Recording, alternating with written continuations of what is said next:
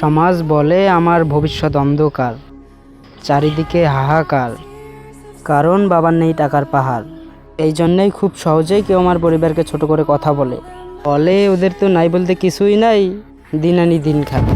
গরিব হয়ে জন্মেছে, গরিব হয়ে মরবে, ওদের সাথে তো আর আমাদের তুলনা করলে হয় না। বলি কি কাকা, ভুল ছিল আপনার ধারণা। সুস্থ শরীরে যদি বেঁচে থাকি, পাল্টে দিব অভাবের ঠিকানা।